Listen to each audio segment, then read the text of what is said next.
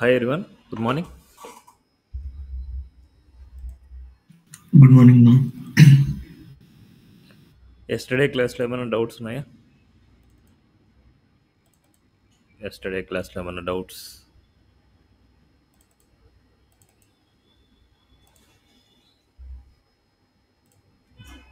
ఏం రెస్పాండ్ అవ్వదు. ఎవరు రెస్పాండ్ అవ్వరు? అంటే ప్రాక్టీస్ చేయాలి. లేవన్నా. ఓకే, ఎస్టర్డే క్లాస్లో మనం borders, paddings, margins, outline, border radius, circle లాగా ఎలా చేస్తాం, and box shadow and box sizing వరకు మాట్లాడుకున్నాం. ఇవాళ వచ్చేసి ఇంకా కొన్ని కాన్సెప్ట్స్ గురించి డిస్కస్ చేద్దాం. అండ్ టుమారో వచ్చేసి టాస్క్ ఉంటుంది. ఆ టాస్క్ కంపల్సరీ చేసుకొని రావాలి. అదే టుమారో వచ్చేసి కొన్ని కాన్సెప్ట్ చెప్పిన తర్వాత టాస్క్ ఇస్తాను. సాటర్డే సండే చేసుకొని రావాలన్నమాట. ఇవాళ టాపిక్స్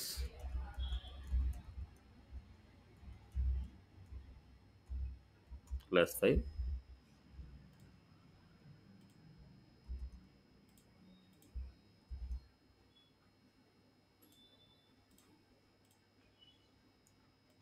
ఓకే, ఇవాళ మనకి ఐకాన్స్ గురించి, టెక్స్ట్ గురించి, ఫాంట్ గురించి, ఓవర్ఫ్లో గురించి, display display none or block or inline or inline block, next visibility,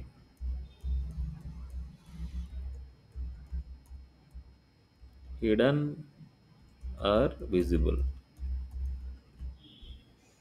and అదేవిధంగా మనకి మార్జిన్, ఆటో, ఈ ప్రాపర్టీస్ గురించి నేర్చుకోవాలి. సో ఈ ప్రాపర్టీస్ ఎంతవరకు అయితే చెప్పుకున్నా అంతవరకు చూద్దాం. సో ఫస్ట్ ఐకాన్స్ గురించి చూద్దాం. ఐకాన్స్ అనమాట. సో ఇక్కడ ఐకాన్స్ అనేది ఏంటంటే మన వెబ్ పేజ్లో అబ్జర్వ్ చేసి, ఇదే వెబ్ పేజ్లో అబ్జర్వ్ చేయండి. ఇదే వెబ్ పేజ్లో అంటే ఇక్కడ ఇక్కడ కనిపించే స్క్రీన్ మీద this is the icon, this is the icon, this is the icon, this is the icon, ఇలాంటి ఐకాన్స్ని మనం మన వెబ్ పేజ్లో ఎలా ఇచ్చుకోవాలి, ఎలా ఇవ్వాలి. సో మనకి 3 టైప్స్ ఆఫ్ ఐకాన్స్ ఉన్నాయి. ఒకటి వచ్చేసి మనకు బూస్ట్రాప్ ఆర్ గ్లిఫికాన్.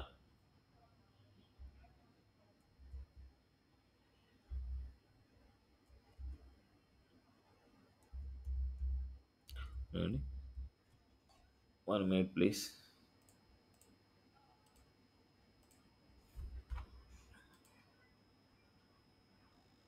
ఐకాన్స్,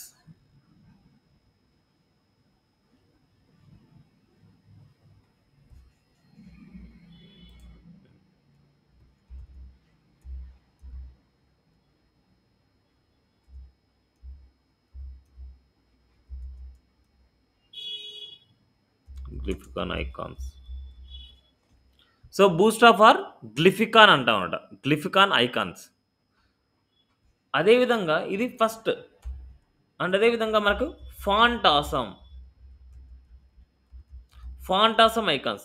నెక్స్ట్ అదేవిధంగా గూగుల్ ఆర్ మెటీరియల్ ఐకాన్స్. ఈ 3 టైప్స్ ఆఫ్ ఐకాన్స్ ఉన్నాయన్నమాట.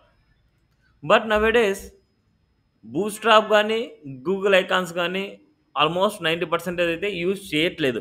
అవన్నీ మనకు అవసరం లేదు. ఎక్కడైనా సరే మీరు ఐకాన్స్ ఇవ్వాలనుకుంటే ఒకటే గుర్తుపెట్టుకోండి, ఇట్స్ ఏ ఫాంటాసమ్ ఐకాన్స్ అనమాట. ఫాంటాసమ్ ఐకాన్స్ ఇవ్వాలి.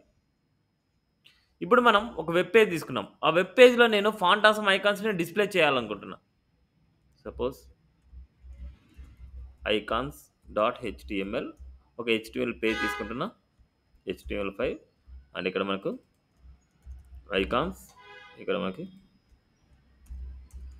ఐకాన్స్. ఈ పేజ్లో నేను ఐకాన్స్ని నేను ప్రింట్ చేయాలనుకుంటున్నా.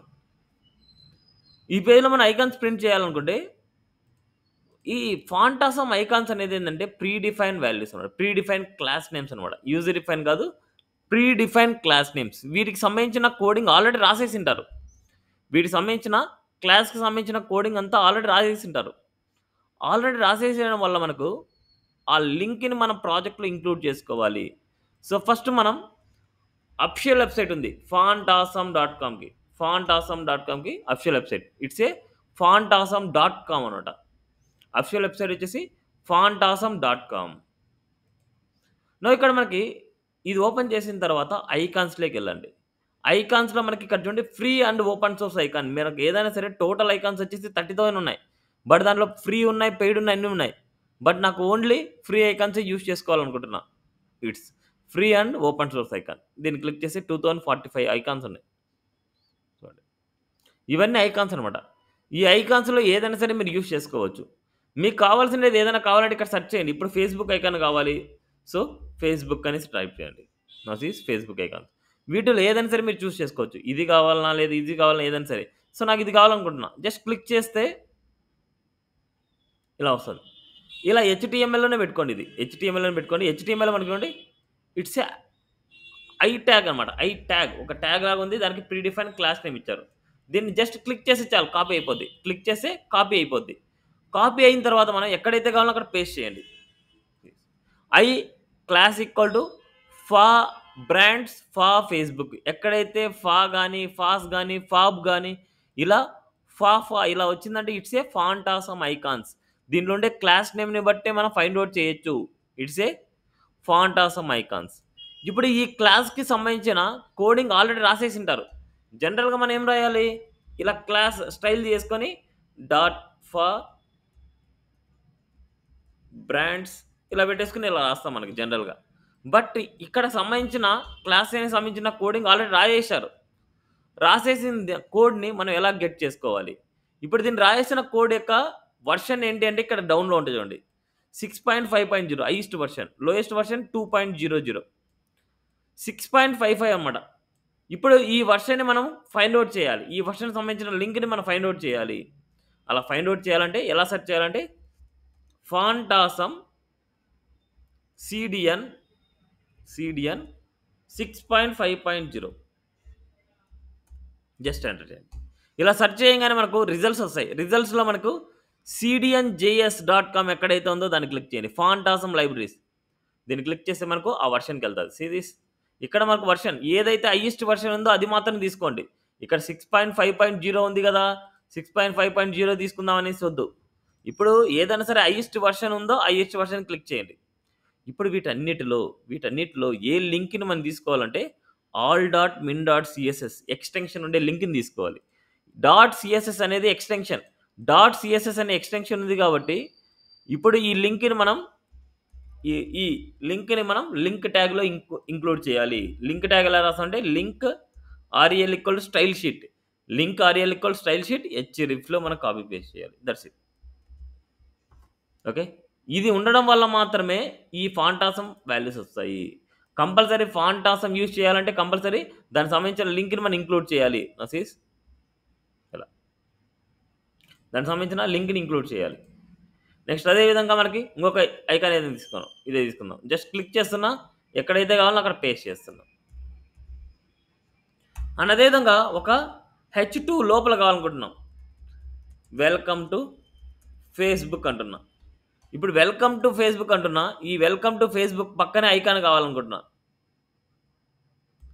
దీని పక్కన నాకు ఐకాన్ కావాలంటే దీని పక్కన ఇస్తాం. బట్ అది ఏమైతదంటే ఐకాన్స్ అనేది బ్లాక్ లెవెల్ ఎలిమెంట్స్. అందుకోసం నెక్స్ట్ లైన్‌లో వస్తది.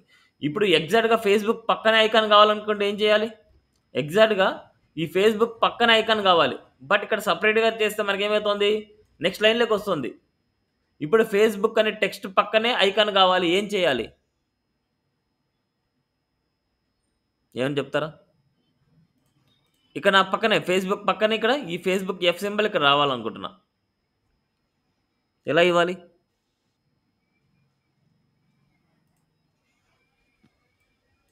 Shiva am I audible?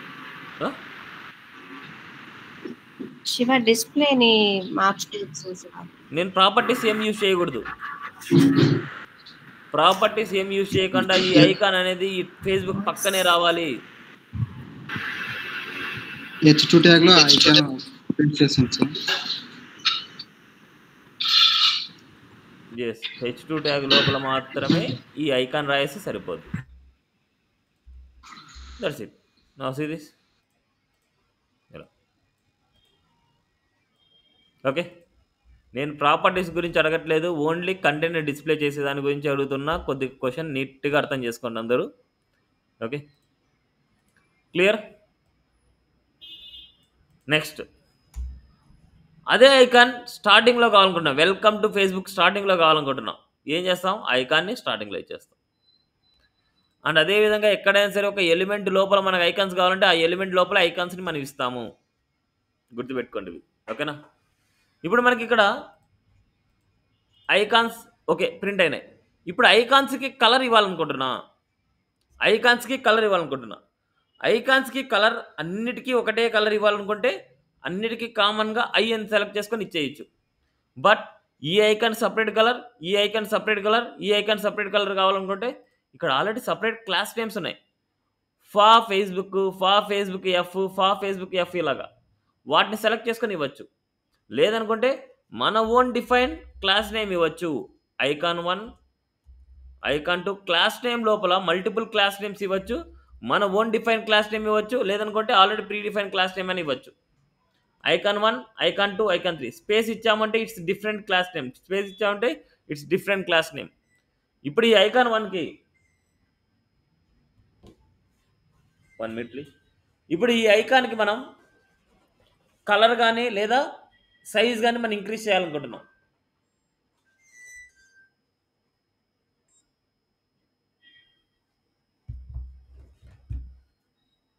Colour కానీ లేదనుకుంటే ఐకాన్ సైజ్ కానీ పెంచాలి. సో ఫస్ట్ ఐకాన్ 1కి ఇద్దాం. జస్ట్ ఈ ఐకాన్స్ని మనం ఎలా అనుకోవాలంటే టెక్స్ట్ లాగా ట్రీట్ చేయాలి. ఐకాన్స్ని టెక్స్ట్ లాగా ట్రీట్ చేసుకోవాలి. టెక్స్ట్కి కలర్ ఇవ్వాలంటే ఏ ప్రాపర్టీ యూజ్ చేస్తాం? టెక్స్ట్కి కలర్ ఇవ్వాలంటే ఏ ప్రాపర్టీ యూజ్ చేస్తాం? Colour property. Colour colon red కావాలంటే రెడ్, గ్రీన్ కావాలంటే గ్రీన్, ఆర్జీబీలో కానీ ఎక్సాలో కానీ ఏదైనా సరే ఇవ్వచ్చు అనమాట. సిరీస్ అండ్ అదేవిధంగా ఈ ఐకాన్ సైజ్ పెంచాలి అంటే నార్మల్గా ఫాంట్ సైజ్ అనేసి ఉంటుంది. ఆ ఫాంట్ సైజ్ కమింగ్లో నెక్స్ట్ టాపిక్లో మాట్లాడుకుందాం.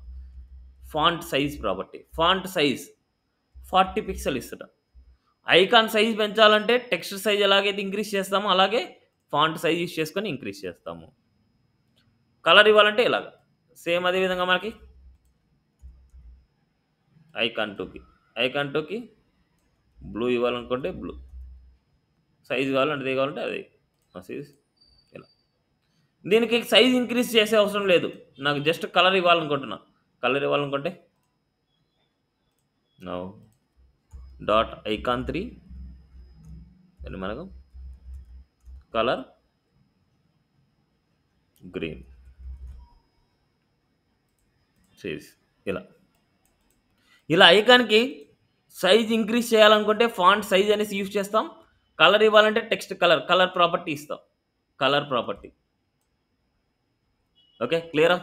ఇలా మనకి మన అంటే మన వెబ్ పేజ్లో ఐకాన్స్ ఏవైతే డిస్ప్లే చేసుకోవాలనో ఇలా యూజ్ చేసుకొని చేసుకోవచ్చు అనమాట.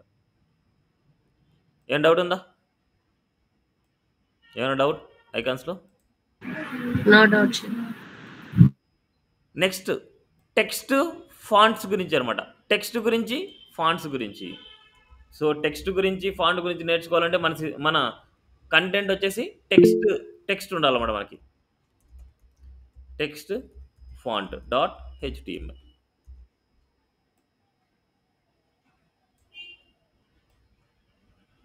ఐకాన్స్ అనేది చేస్తున్నా, ఇవన్నీ చేస్తున్నా.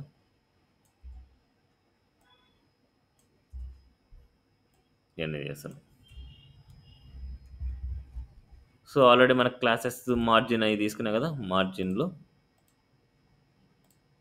ఉన్న కంటెంట్ మొత్తం కాపీ పేస్ట్ చేస్తాం.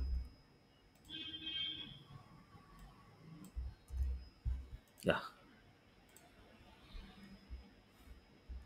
ఇప్పుడు నేను ఈ కేసులో టెక్స్ట్ ఇంక్రీజ్ చేస్తాను. ఇక్కడ ఉన్న టెక్స్ట్ ఇంక్రీజ్ చేస్తాను.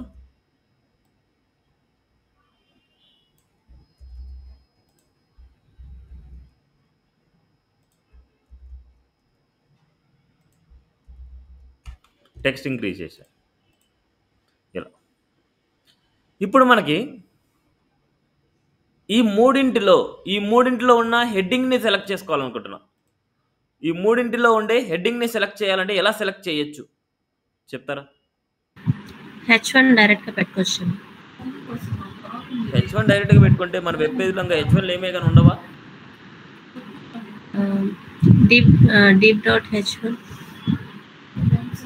డివ్ లో ఉన్న H1 సెలెక్ట్ చేసుకోవచ్చు. అది ఎలా? నేను అడిగేది div1లో ఉండే H1, div2లో ఉండే H1, div3లో H1 మొత్తం మూడింటికి సెలెక్ట్ చేయాలనుకుంటున్నా. ఎలా సెలెక్ట్ చేయొచ్చు? ప్రస్తుతానికి మన 3 హెడ్డింగ్స్ H1 మాత్రమే ఉంది కదా శివ. H1 పెట్టుకొని సెలెక్ట్ చేసుకోవచ్చు. ఇంకా ఏమన్నా ఉంటే నేను ఆ విషయం చెప్తున్నా. నేను ఓన్లీ ఆ 3 వాటిల్లో ఉండే హెడ్డింగ్ కావాలి అంటున్నా. ప్రస్తుతానికంటే నేను ఇంకో కంటెంట్ ఇచ్చాను కదా మూడింటికి కింద. ఒకటే ఇంకో కంటెంట్ ఉందంటే అప్పుడు ఏం చేస్తారు? కింద కంటెంట్ ఉందనేసి అజంప్షన్ చేసుకోండి. ఎందుకంటే కంటెంట్ ఇవ్వలేను కదా నేను ఇప్పుడు. కంటెంట్ ఉందని అజంప్షన్ చేసుకునే మనం చేయాలన్నమాట. div1, ఈ div2, మూడింటికి ఒకటే div3లో ఉండే హెడ్డింగ్ కావాలనుకుంటున్నా. ఎలా చేయొచ్చు? హెడ్డింగ్స్ మొత్తానికి ఒక క్లాస్ నేమ్ ఇస్తాం సార్. అంటే ఇప్పుడు ఏం క్లాస్ నేమ్ కనపడలేదా మీకు అక్కడ అసలు? XYZ కనపడుతుంది శివ.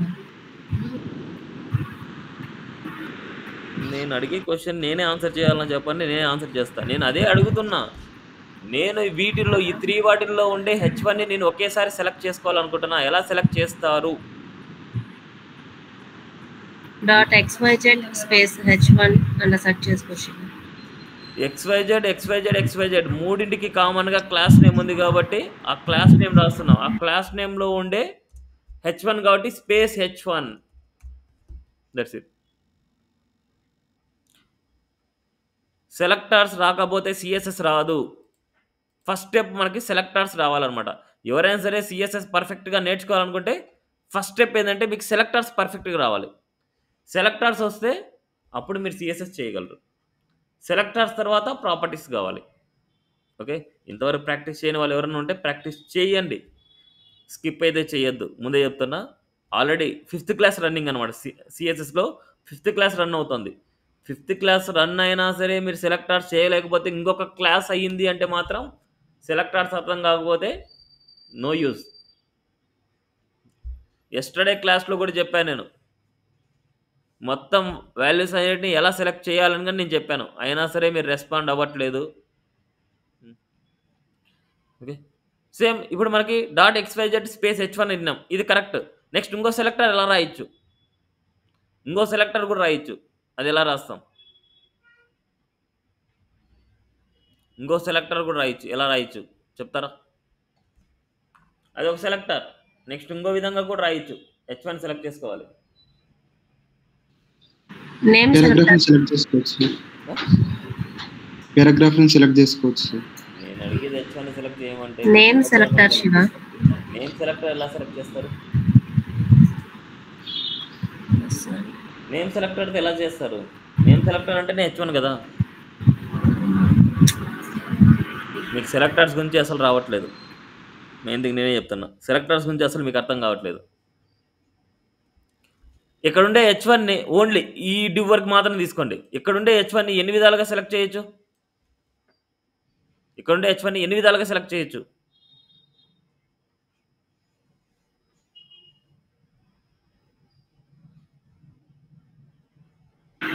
Four types. 4 టైప్సా? నాకు టైప్స్ చెప్పదండి, ఆన్సర్ చెప్పండి. డైరెక్ట్ గా H1 అనేది సెలెక్ట్ చేసుకోవచ్చు. ఒకటి క్లాస్ నేమ్ div1 ఉంది కాబట్టి .div1 అనేసి స్పేస్ H1 అని సెలెక్ట్ చేసుకోవచ్చు. లేదా ఇంకో క్లాస్ నేమ్ ఉంది XYZ అని, సో XYZ యూస్ చేసి .xyz యూస్ చేసి H1 స్పేస్ H1 ఇచ్చి సెలెక్ట్ చేసుకోవచ్చు. ఇంకొకటి ప్రజెంట్ ఇవే గుర్తున్నాయి శివ. నేను ఎప్పుడైనా సరే పర్టికులర్ ఈ డివ్ లోపల ఉండే H1 మాత్రమే అంటే మీరు ఓన్లీ చూడాల్సింది క్లాస్ నేమ్స్ మాత్రమే చూడాలి. ఈ డివ్స్ కానీ ఈ ఎలిమెంట్ నేమ్స్ కానీ చూడకూడదు. అండ్ ఈ H1 అనేసి డైరెక్ట్గా అసలు ఇవి చూడకూడదు. ఎప్పుడైనా సరే సిఎస్ఎస్ మనకి ఇన్డెప్త్గా వెళ్ళే కొద్దీ డైరెక్ట్ ఎలిమెంట్స్ అనేది ఎప్పుడే కానీ యూజ్ చేయకూడదు. కంపల్సరీ ఆ క్లాస్లో ఉండే ఎలిమెంట్స్ని మనం సెలెక్ట్ చేయాలి. ఇప్పుడు ఈ H1ని సెలెక్ట్ చేయాలంటే .div1 space H1 another method, లేదనుకుంటే .xyz స్పేస్ H1 ఆల్రెడీ డాట్ XYZ స్పేస్ H1 రాయేసాం ఆల్రెడీ. ఇంకొక సెలెక్టర్ ఏంటంటే dot div1 space H1 comma dot div2 space H1 comma dot div3 space H1. It's a grouping selector. అలా అయినా చేయొచ్చు అనమాట. ఇప్పుడు ఈ హెడ్డింగ్ని సెంటర్ లెక్ చేయాలనుకుంటున్నా. హెడ్డింగ్ని సెంటర్ లెక్ చేయాలంటే we use text align property. Text align centre. Heading మాత్రమే సెలెక్ట్ చేశాను కాబట్టి హెడ్డింగ్ మాత్రమే మనకు సెంటర్కి వెళ్తుంది. అదేవిధంగా రైట్కి వెళ్ళాలంటే టెక్స్ట్ అలైన్ రైట్ అనమాట. Text align right. అదే లెఫ్ట్కి వెళ్ళాలంటే టెక్స్ట్ అలైన్ లెఫ్ట్. ఇలా మనకు హెడ్డింగ్ని సెంటర్కి కానీ లేదనుకుంటే రైట్కి కానీ లేదా లెఫ్ట్కి కానీ మనం మూవింగ్ చేసుకోవాలంటే we use text align property. Next అదేవిధంగా ఈ టెక్స్ట్ అంటే ఈ హెడ్డింగ్ సైజ్ ఇంక్రీజ్ చేయాలనుకుంటున్నా. హెడ్డింగ్ సైజ్ ఇంక్రీజ్ చేయాలనుకుంటే we use font size property. Font size ఒక 45 పిక్సెల్ ఇస్తున్నా. We use in pixels 45 pixel. నా సైజ్ ఇలా 45 పిక్సెల్ అనమాట. అండ్ అదేవిధంగా పేరాగ్రాఫ్ని సెలెక్ట్ చేయాలి. ఇప్పుడు పేరాగ్రాఫ్కి స్టైల్స్ అప్లై చేయాలనుకుంటున్నా. ఈ మూడింటిలో ఉండే పేరాగ్రాఫ్ని ఒకేసారి సెలెక్ట్ చేయాలి. ఎలా సెలెక్ట్ చేస్తాం? Dot XYZ space P. ఇప్పుడు ఇక్కడ కార్నర్స్ అన్నీ నాకు కంటిన్యూగా లేవు. కార్నర్స్ అన్నీ నీట్గా లేవు. ఇప్పుడు కార్నర్స్ అన్నీ నీట్గా చేయాలనుకుంటున్నా. కార్నర్స్ అన్నీ నీట్గా చేయాలనుకుంటే text align justify.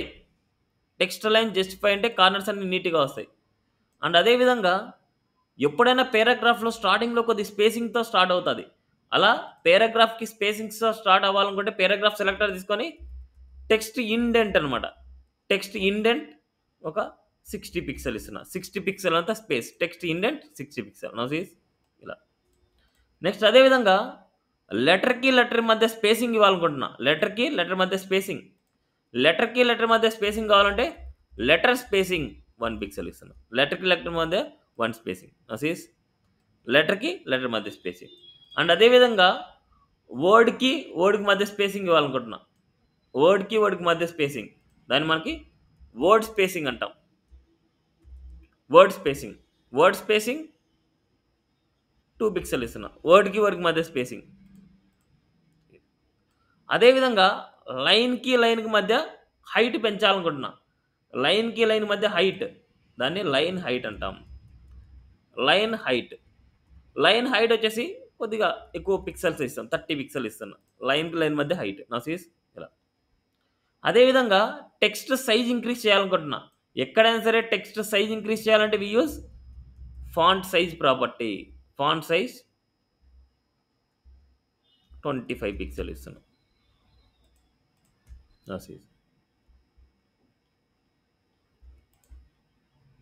This value clear.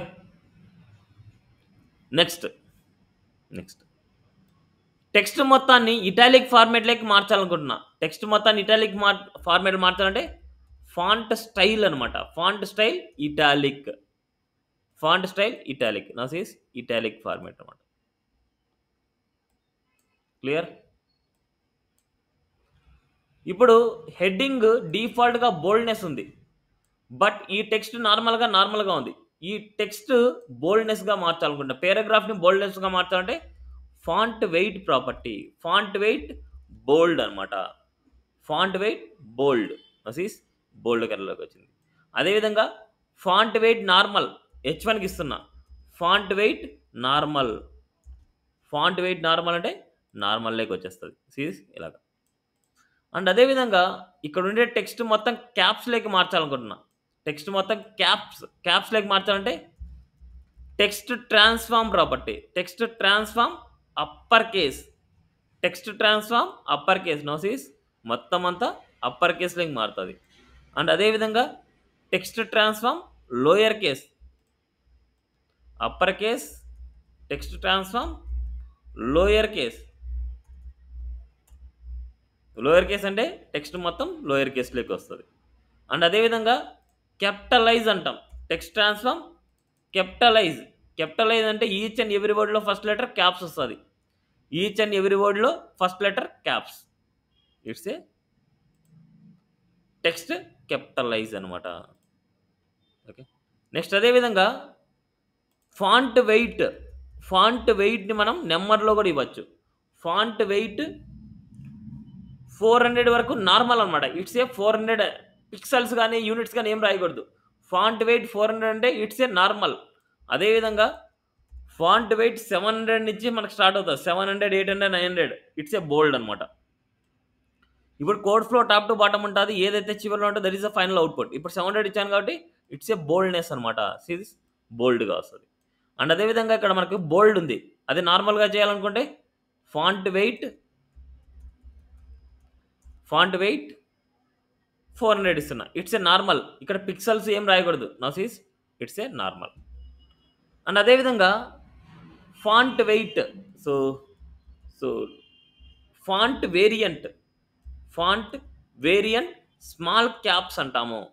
Font variant small caps అంటే ఏంటంటే ఈ టెక్స్ట్ సైజ్ ఇంక్రీజ్ అవ్వకుండా మొత్తం క్యాప్స్లోకి మారిపోద్ది. ఇక్కడ మనకి ఫస్ట్ లెటర్ చూడండి బిగ్గర్గానే ఉంది.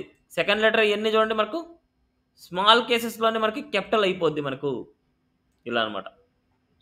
ఇలా ఫాంట్ వేరియంట్ స్మాల్ క్యాప్స్ అనమాట. Font variant small caps. Clear? ఇవి ఫాంట్ సంబంధించినది. నెక్స్ట్ అదేవిధంగా ఫాంట్ ఫ్యామిలీ ఇవ్వాలనుకుంటున్నా. ఫాంట్ ఫ్యామిలీ ఇక్కడే ఉన్నాయి చూడండి, చాలా ఉన్నాయి మనకి. ఇక్కడ వర్ధన అనేసి ఇస్తున్నాయి. ఇక్కడ వర్ధన, గ్రివి, థామస్, శాన్ సెరిఫ్ ఇలా మనకి మల్టిపుల్ మిక్సింగ్ అనమాట ఇది. నెక్స్ట్ అదే చూడండి ఇలా. అండ్ అదేవిధంగా ఇక్కడ కర్సివ్ ఫార్మేట్లో కానీ ఏదైనా సరే ఇద్దాం. ఇక్కడ మనకు డిఫరెంట్గా ఇచ్చుకోవచ్చు కావాలంటే. Font family cursive format. Okay, font family cursive కానీ ఏదైనా సరే మీ చాయిస్ అది. ఓకే, ఏదైనా సరే మీకు గుర్తుండేది ఏదైనా సరే ఇవ్వచ్చు.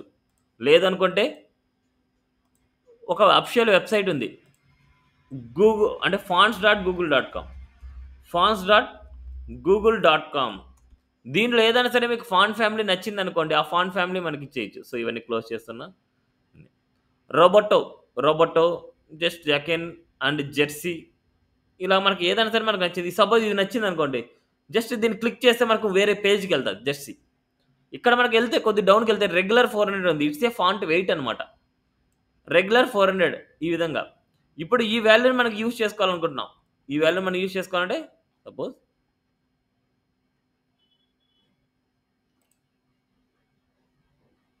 Embed code, download values, share, removal.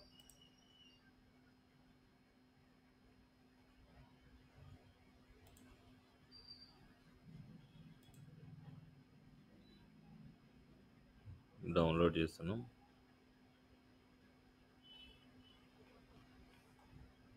ఎంత మారిపోయింది ఇప్పుడు. Regular 400 view all.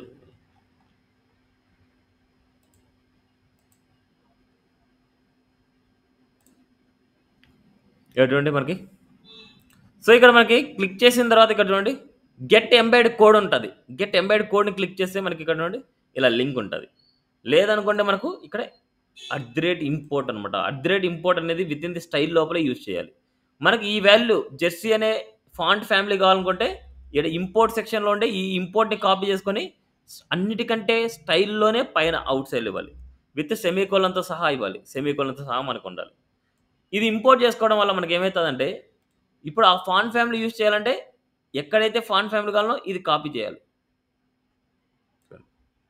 ఇది కాపీ చేసి ఎక్కడైతే మనకు కావాలో దానికి ఇవ్వాలి. సో నాకు పారాగ్రాఫ్ కావాలనుకుంటున్నా. పారాగ్రాఫ్ నా series font family, font wait, font style ఇవన్నీ నార్మల్, ఇవన్నీ ఇచ్చారు.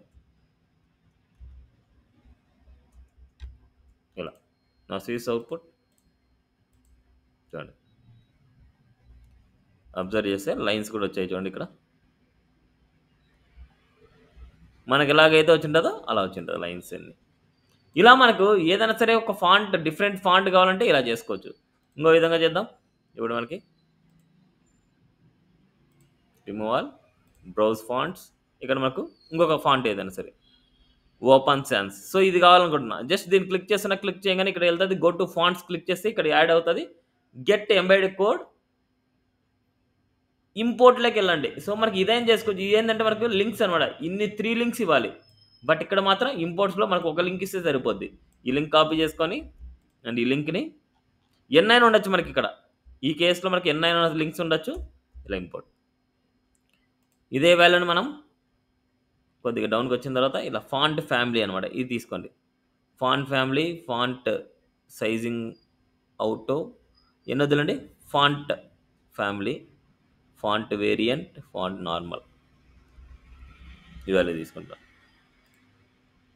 ఇక్కడ H1కి ఇద్దాం, వర్తన కాకుండా ఇలా ఇస్తాను, ఓపెన్ సాన్స్.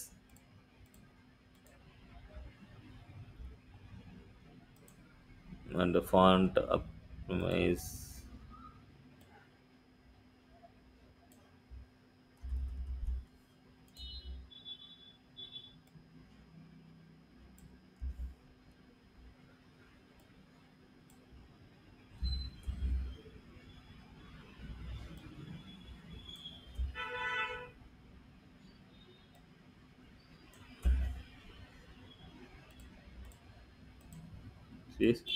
ఇలా ఏదైనా మనం తీసుకున్న వాల్యూస్ వచ్చేసి, సో ఇప్పుడు మనం తీసుకున్న వాల్యూ ఇది అనమాట, సేమ్ ఓపెన్ సాన్స్. ఇలా మనకు ఏదైతే మన ఫాంట్ ఫ్యామిలీ కావాలనో ఇలా మనకి సెలెక్ట్ చేసుకోవచ్చు. Remove all, go to browse. ఇక్కడ మనకి డిఫరెంట్ ఫాంట్ ఫ్యామిలీస్ ఉంటాయి, ఆ డిఫరెంట్ ఫాంట్ ఫ్యామిలీస్ మీకు ఏదైతే నచ్చుతుందో ఇప్పుడు ఎలాగైతే ఇచ్చామో అలా అదే విధంగా మనం యూస్ చేసుకోవచ్చు మన ప్రాజెక్ట్లో.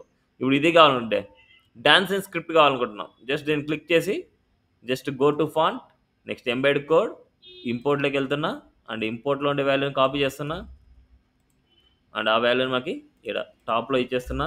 ఇప్పుడు మనకి ఈ స్క్రిప్ట్కి సంబంధించిన ఫాంట్ ఫ్యామిలీ ఏంటంటే ఇది cursive.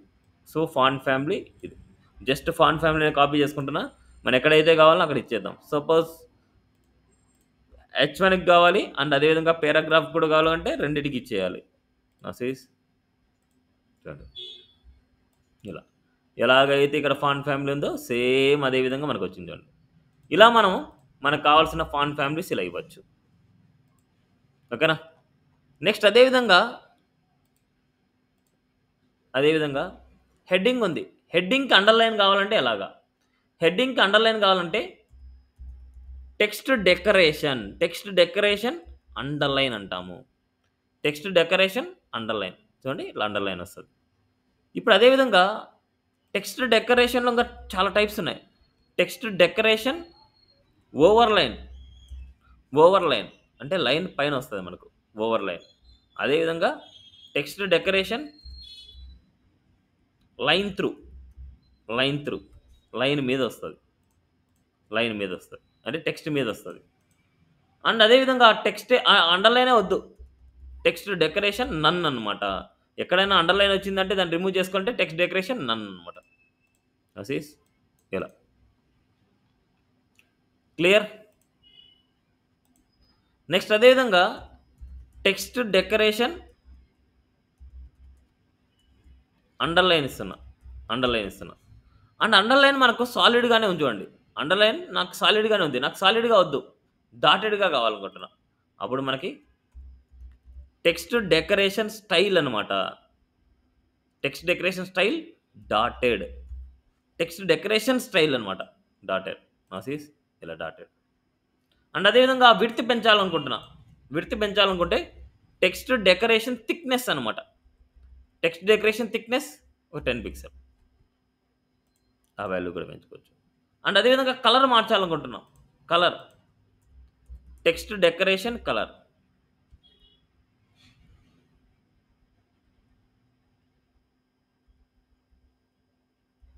Text decoration colour yellow ఇస్తున్నాం. ఇలా మనకు ఆ డెకరేషన్లో ఉండే వాల్యూస్ వచ్చేసి మనకి ఇలా అప్లై చేసుకోవచ్చు, ఒక్కొక్క దానికి ఇలా అప్లై చేయొచ్చు. టెక్స్ట్ డెకరేషన్ దీన్ని లైన్ అంటాం.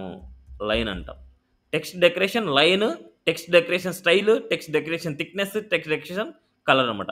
వీటన్నిటిని షార్ట్ అండ్ ప్రాపర్టీలో రాయొచ్చు. That's the text decoration. Text decoration line వచ్చేసి అండర్లైన్ అండ్ అదేవిధంగా మనకు డాటెడ్, అదేవిధంగా 10 పిక్సెల్, అదేవిధంగా ఎల్లో, ఇలా అనమాట.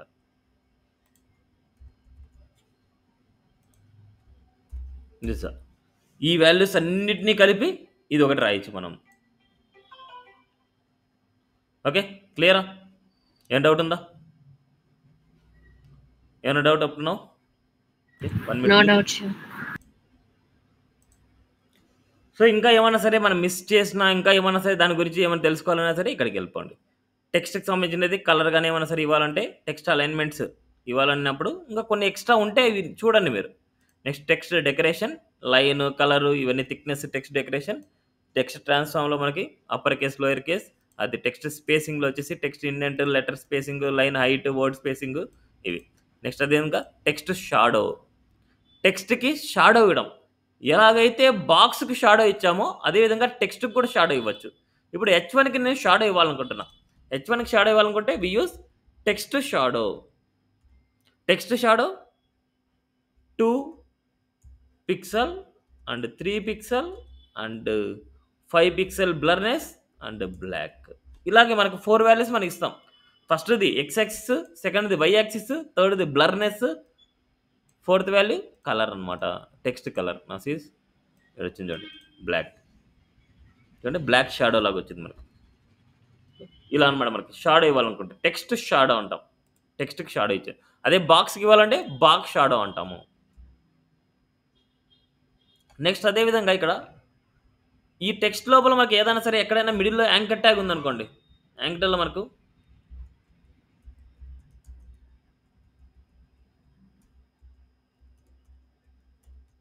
Welcome to Islander technologies PVT LTD ఇలా. ఇప్పుడు ఒక యాంకర్ ట్యాగ్ ఉంది ఒక టెక్స్ట్ లోపల. ఇలా యాంకర్ ట్యాగ్ ఉన్నప్పుడు మనకి ఈ పేరాగ్రాఫ్ అంటే ఇక్కడ మెయిన్ హెడ్డింగ్కి కలర్ ఇచ్చాము అంటే ఇలా div1లో కలర్ వైట్ ఇచ్చాం. బట్ ఈ యాంకర్ ట్యాగ్ మాత్రం అప్లై అవ్వదు. ఎప్పుడైనా సరే ఒక పేరెంట్ లోపల యాంకర్ ట్యాగ్ ఉండి యాంకర్ ట్యాగ్కి కలర్ చెప్పకుండా పేరెంట్కి కలర్ ఇచ్చాము అంటే యాంకర్ ట్యాగ్ అప్లై అవ్వదు.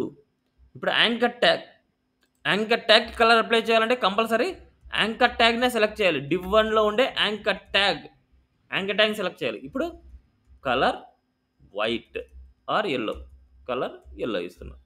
ఏదైనా సరే మీరు కలర్ మార్చుకోవాలంటే యాంకర్ ట్యాగ్కే మీరు కలర్ చెప్పాలి. అప్పుడు యాంకర్ ట్యాగ్ కలర్ చేంజ్ అవుతుంది, అది ఎల్లో. ఇప్పుడు అదేవిధంగా అండర్లైన్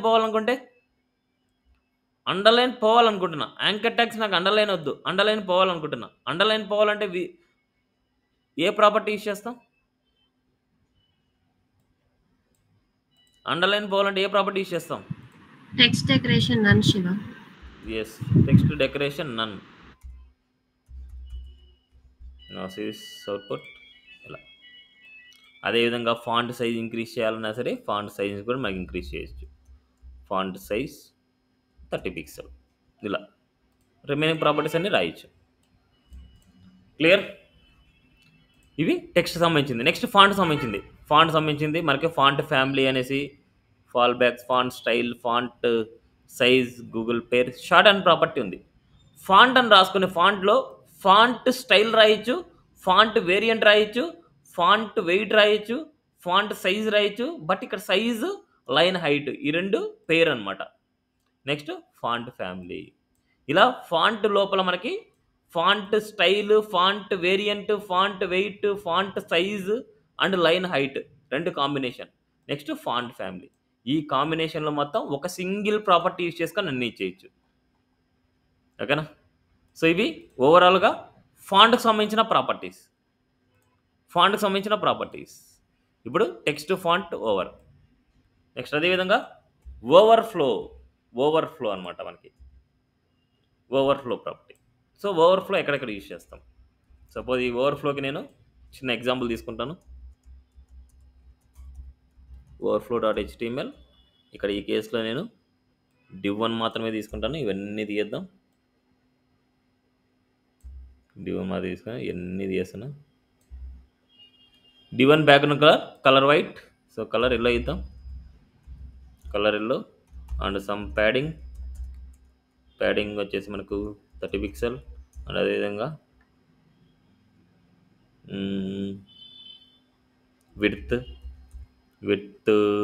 300 పిక్సెల్ అండ్ అదేవిధంగా హైట్ కూడా ఇస్తున్నా. Height 300 pixel or 200 pixel now sees output. ఇప్పుడు ఈ కేసెస్లో మనకి ఫిక్స్డ్ విడ్త్ ఫిక్స్డ్ హైట్ ఇస్తున్నా. ఫిక్స్డ్ విడ్త్ ఫిక్స్డ్ హైట్ ఉన్నప్పుడు దానికంటే కంటెంట్ అనేది ఎక్కువ ఉంది. ఆ విడ్త్ హైట్ కంటే కంటెంట్ ఎక్కువ ఉంది. ఇప్పుడు ఈ కంటెంట్ని మనం కంట్రోల్ చేయాలి. ఈ కంటెంట్ని మనం కంట్రోల్ చేయాలి. ఈ కంటెంట్ని మనం కంట్రోల్ చేయాలంటే ఒకటి హైడ్ అన్న చేయాలి, లేదనుకుంటే స్క్రోల్ బార్ అన్న పెట్టుకోవాలి. అందుకోసం మనకి ఈ కంటెంట్ అవుట్ సైడ్కి వెళ్తుంది కాబట్టి ఓవర్ఫ్లో ప్రాపర్టీ. ఈ డివ్కి ఓవర్ఫ్లో అయితే ఆ కంటెంట్ని హిడెన్ చేసే అంటున్నాం. ఓవర్ఫ్లో హిడెన్ అంటే హిడెన్ అయిపోద్ది. నాకు హిడెన్ వద్దు, చూసుకోవాలనుకుంటే ఓవర్ఫ్లో స్క్రోల్ అనమాట. చూసుకోవాలనుకుంటే ఓవర్ఫ్లో స్క్రోల్ నోసీస్ స్క్రోల్ వచ్చింది. బట్ ఓవర్ఫ్లో స్క్రోల్ అప్లై చేయడం వల్ల మనకి ఏమైందంటే కింది బాటమ్ సైడ్లో కూడా స్క్రోల్ బార్ వస్తుంది, రైట్ సైడ్లో కూడా స్క్రోల్ బార్ వస్తుంది. ఇక్కడ రైట్ సైడ్లో వస్తుంది, బాటంలో వస్తుంది. ఇప్పుడు ఈ బాటంలో ఉండేది వద్దు, ఓన్లీ రైట్ ఈ టాప్ నుంచి ఉండేదే మనకు కావాలనుకుంటున్నా. ఇప్పుడు ఇది మాత్రమే కావాలనుకుంటే ఓవర్ఫ్లో వై అనమాట, వై యాక్సిస్ అంటే వర్టికల్ డైరెక్షన్లో ఉండేది. ఓవర్ఫ్లో వై మాత్రమే స్క్రోల్ కావాలి అంటే అప్పుడు మనకి ఇదే వస్తుంది. అండ్ అదేవిధంగా బాటంలోది కావాలనుకుంటే ఓవర్ఫ్లో ఎక్స్ అనమాట, ఓవర్ఫ్లో ఎక్స్ అప్పుడు బాటంలో వస్తుంది, బట్ ఇక్కడ రాదు. ఇప్పుడు బేస్డ్ ఆన్ ఎప్పుడు ఏది వస్తుందో మనకు తెలియదు కాబట్టి అందుకోసం మనం ఏం చేస్తామంటే ఓవర్ఫ్లో ఆటో అంటాము. ఓవర్ఫ్లో ఆటో అప్పుడు మనకి ఎటు సైడ్ అయితే ఓవర్ఫ్లో అవుతుందో అటు సైడ్ని బేస్ చేసుకొని మనం ఓవర్ఫ్లో అవుతుంటుంది. హైడ్ చేయాలంటే ఓవర్ఫ్లో హిడెన్, ఏదైనా సరే స్క్రోల్ చేసుకోవాలంటే ఇలాగా స్క్రోల్ ఇలాగనమాట. క్లియరా? ఇది ఇలా స్క్రోల్. క్లియర్? ఎండ్ అవుట్ ఉంది ఇక్కడ. It's a overflow property. Next display property. డిస్ప్లేలో చాలా ప్రాపర్టీస్ ఉన్నాయి, ఒకసారి చూద్దాం. సో చాలా ఇంపార్టెంట్ డిస్ప్లే డాట్ హెచ్టిఎంఎల్.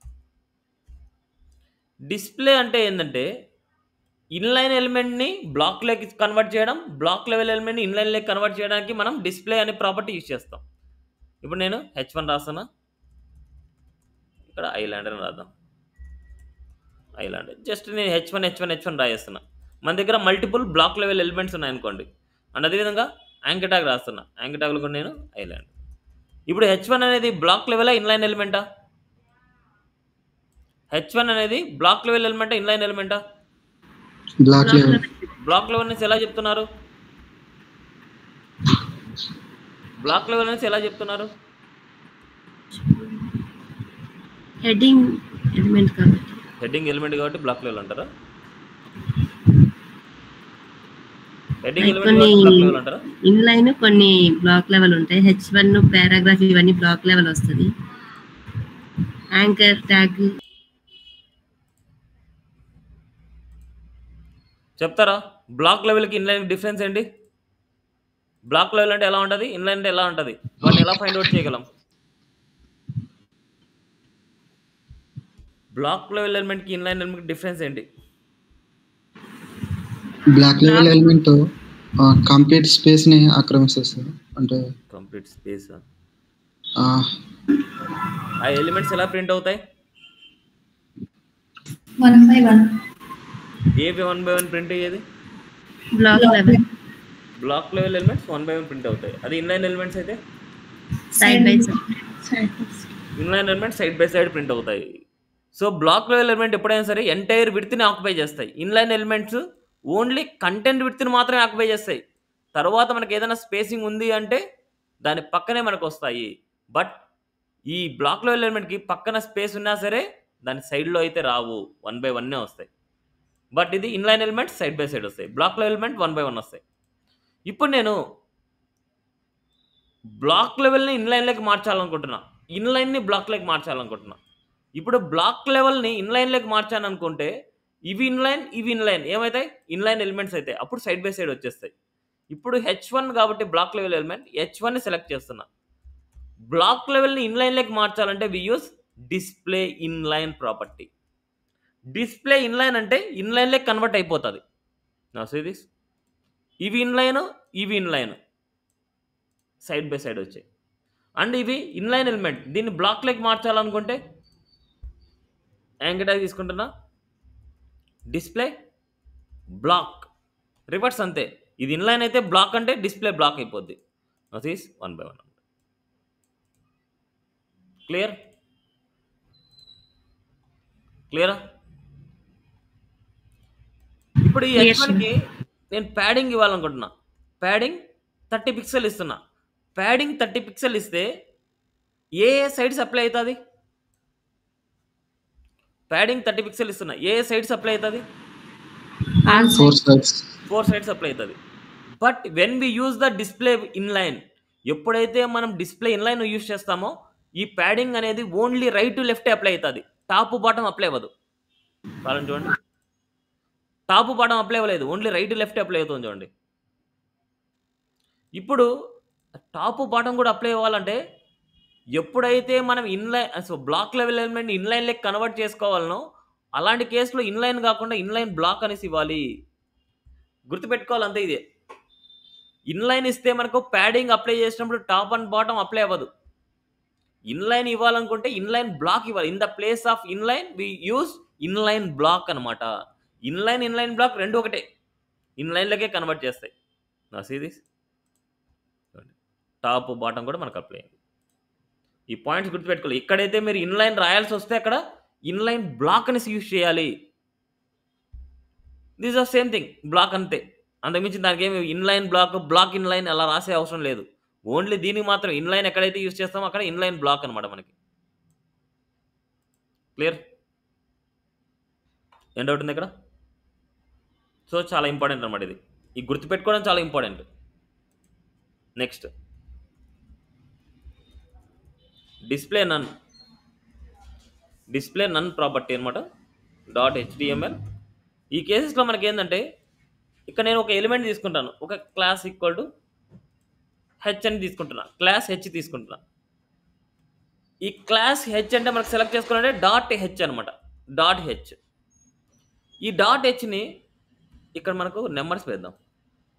1 2 3 4 5. ఈ అవుట్పుట్ చూస్తే మీకు ఇలా ఉంది. ఇప్పుడు 3 అనే ఎలిమెంట్ని హైడ్ చేయాలనుకుంటున్నా. హైడ్ చేయాలంటే రెండు ప్రాపర్టీస్ ఉన్నాయి. ఒకటి విజిబిలిటీ హిడెన్ అనమాట.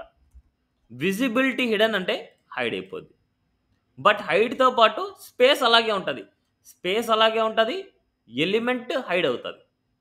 Clear this point? And hide అయిన ఎలిమెంట్ విజిబిలిటీ హిడెన్ వాడినప్పుడు అది చూపించుకోవాలంటే విజిబిలిటీ విజిబుల్ అనమాట. విజిబిలిటీ విజిబుల్ అంటే హైడ్ అయిన ఎలిమెంట్ మళ్ళీ కనిపిస్తుంది. ఇది ఫస్ట్ స్టేజ్.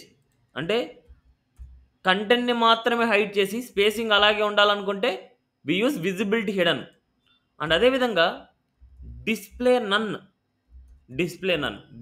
నన్ యూజ్ చేస్తే ఎలిమెంట్ రిమూవ్ అవుతుంది, స్పేసింగ్ కూడా రిమూవ్ అయిపోద్ది. సీస్ ఎలిమెంట్ రిమూవ్ అవుతుంది, స్పేసింగ్ రిమూవ్ అవుతుంది.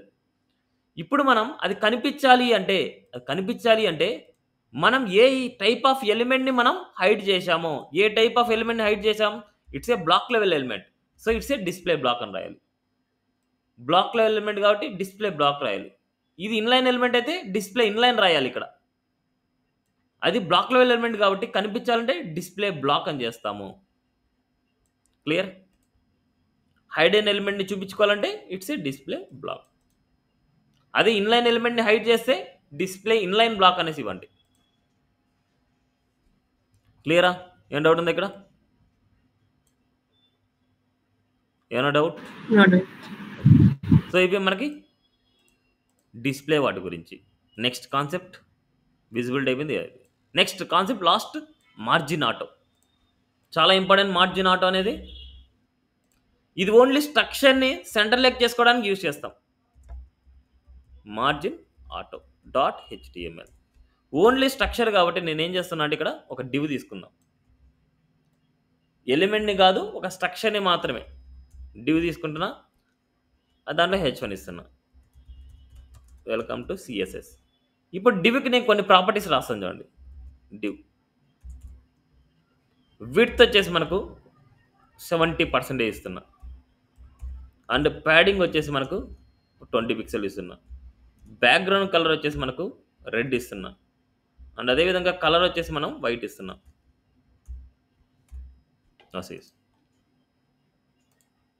ఇలా ఇప్పుడు ఇది ఒక స్ట్రక్చర్ అనమాట. ఈ డివ్ అనేది ఒక స్ట్రక్చర్. ఈ స్ట్రక్చర్ని ఎగ్జాక్ట్గా రైట్కి పంపించాలంటే, ఈ స్ట్రక్చర్ని రైట్కి పంపించాలంటే మార్జిన్ లెఫ్ట్ ఆటో రాయాలి. మార్జిన్ లెఫ్ట్ కోలన్ ఆటో రాయాలి.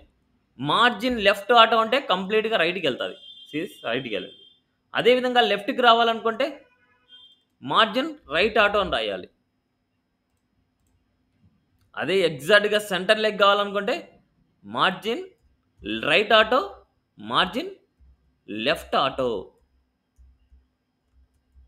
ఇట్స్ ఏ సెంటర్ అనమాట. ఇప్పుడు అదేవిధంగా దీని షార్ట్ కట్ ప్రాపర్టీ రాయాలనుకుంటే, దీని షార్ట్ కట్ ప్రాపర్టీ రాయాలనుకుంటున్నాం, ఎలా రాయొచ్చు? Margin display top and bottom 0, right and left auto.